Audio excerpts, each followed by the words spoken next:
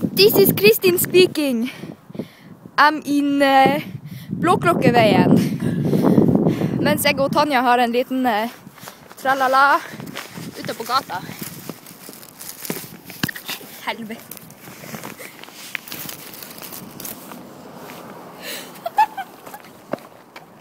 Ingen kan som du får se og tenne lys.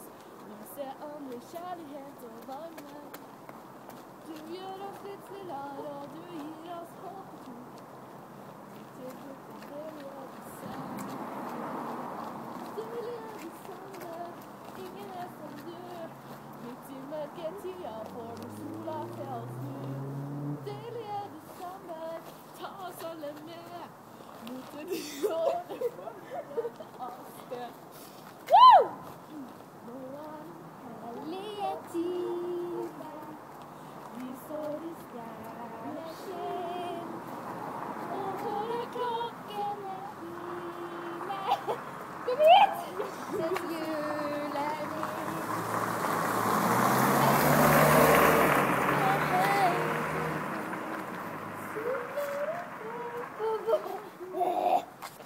Verden var aldri helt forlatt. Et stjerne skinner i natt.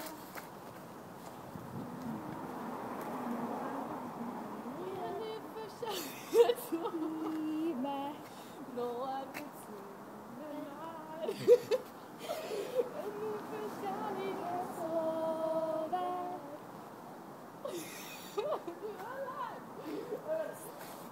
Vi har blanda de! Truser deg om.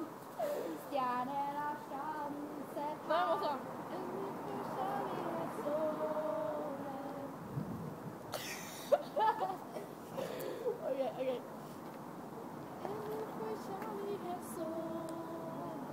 Det var noe veldig.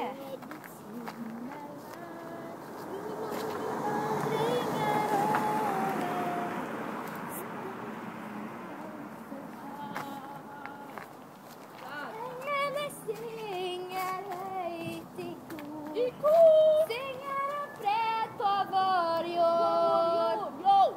Verden var aldri helt forlatt. En stjerne skinner i natt. I natt. Og så koselig er det.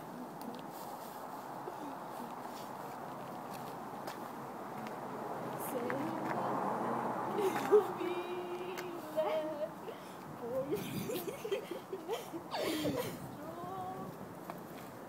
vi står ut uten og smiler. For vi er fremme nå.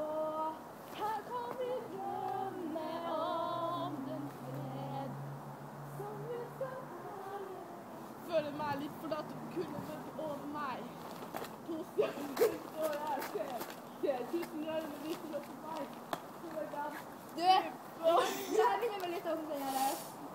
Oh, it's written in the stars. A million miles away.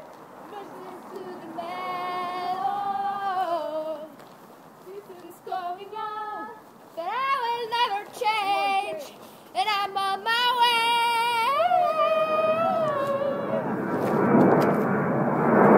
Hva var det der flyet?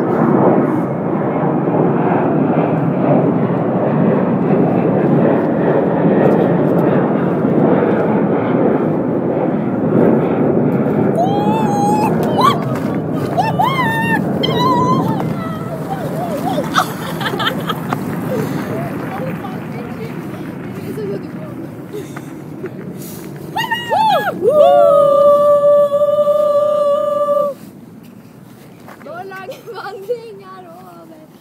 stjernen var her. Koko. Det var en fin julesang. På låven sitter nissen med sin julegrøt. Nei, det gikk fint. Du er besamme, ingen er som du. Midt i mørketida får du sola til å snu. Du er besamme, ta oss alle med. Mot det nye året før du drar av sted. Ingen kan som du få til å tenne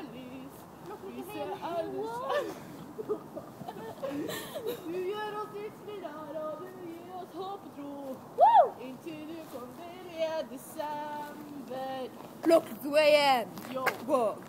Og hvordan...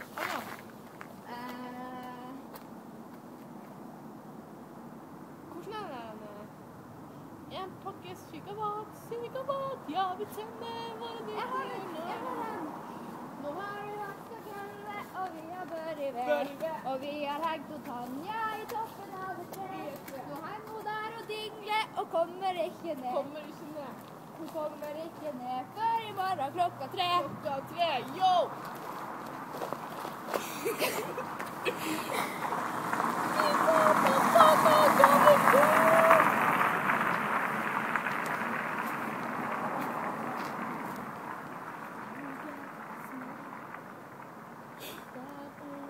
Se, jeg kan skygge for solen.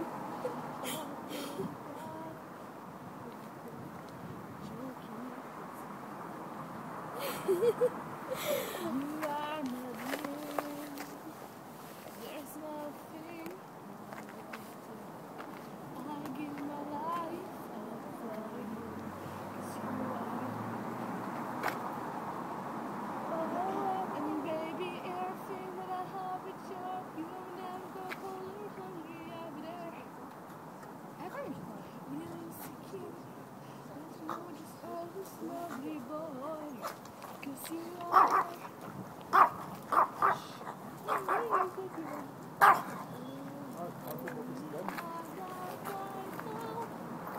One day when the sky is falling, I'll be standing right next to you, right next to you.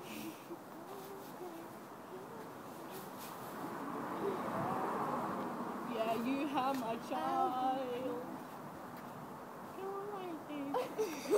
You have my child.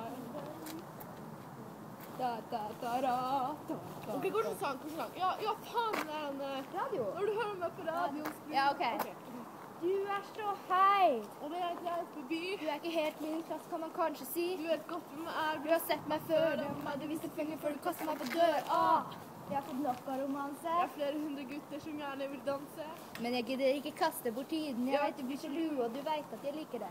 Så kom og se på noe vi lager show. Alle jenter som skriker, som gjerne vil bli med bak scenen, og jeg vet du blir redd. Nei, som prøver å kline, jeg vet du blir redd, men du tør ikke si det. Jeg kan ikke si at jeg vet hvordan du har det. Jeg kan ikke si at jeg vet hvordan du har det. Men jeg håper at du får det til å føle deg bra. Så Når du hører meg på radioen, hva føler du da? Når du hører meg på radioen, skrur du opp lyden, blir du sjalu når jentene hyler. Når guttene hyler. Blir det for mye det livet du lever med meg, vil du bli med det jeg vil dele med deg. Woo! Når du hører meg på radioen. Når du hører meg på radioen. Når du hører meg på radioen.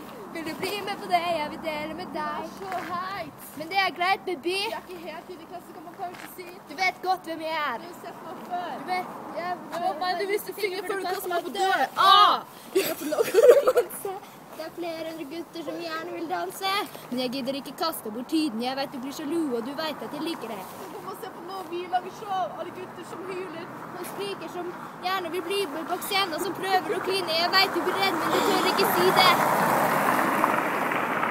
Det er ikke sikkert at jeg vet hvordan du tar det. Og jeg håper at du får det til å føle deg bra, så når du hører meg på radio, hva føler du da? Yo! Når du hører meg på radioen, skrur du opp lyden, blir du sjalu når jentene hyler. Blir det for mye det livet du lever med meg, vil du bli med på det jeg vil dele med deg. Du ser med gutter, ikke jenter. Har det noe å si om det er gutter eller jenter? Ja, for at du er ikke lesbisk.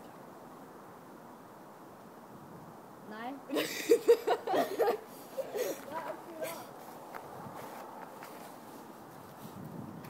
What about now?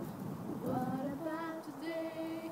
What if you're making me All that I was meant to be, out of love? never ran away. What if it's lost behind? Words we could never find. Baby, before it's too late. What about now? Yo, yo, yo, Yo! yo, Vi lager vår egen rap. Blokklokkeveien 1. yo, yo. Blokklokkeveien er en fingerdemonje på din vei. Det finnes faktisk en stjerne som skinner på din vei. Yo. Yo! Det er hunder som går forbi og bjeffer til du ligger på si. Og 1000 biler lyser mot deg som et jævla fyrtårn. Woo! Du ser månen titter opp. Du ser himmelen skinner opp. Yo! Jo! Og det kommer biler strømmende forbi og ødelegger rappen du prøver å lage akkurat nå. Yeah! Fuck you, car! Fuck the love, fuck the beat, fuck everything you have with me. Ooh, yeah! Blåklokkeveien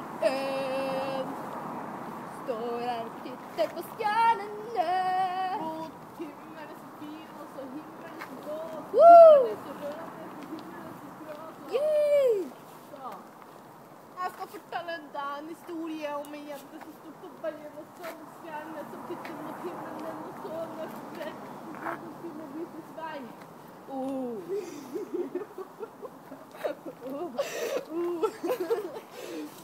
Men det var ikke lett. For denne jenta, hun het Tanja. Og Du finner håp gjennom stjernene som skinner ned på veien som hun må gå. men dessverre så er det bare en myte. Hun har ingen til å vise vei, ingen til å vise vei. Vi stoler på instinktet sitt over våre siste feil. Yo! Yo! Er en pessimist og digger ikke livet mitt, men akkurat i dette øyeblikket jeg får tid til å få glisse litt. Gidder ikke grine med til hensikt senere. Jeg ber om å ta alle tingene senere. Jeg mener det er helt umulig å være dette nå for meg som kan til Peter Kammersvære klær og holde på det rett og slett. Nabodama står og spionerer på oss. Nei, hva du sier, Tanja? Skal vi gå inn? Yo! Jo. Nå skal vi gå inn og se på skogen nedover nesten nedover skog og hei. Yo! Nissen over skog og hei, yo. Peace. Det var alt fra Blåklokkeveien 1. Yo. Videoblogg. Yo. Si hei til Tanja. Yo. Si hei til den indiske kvinnen som står og spionerer i vinduet der borte. Yo. Fuck, you fucking fuck. Se fuck. Det var alt for i dag. We'll be back.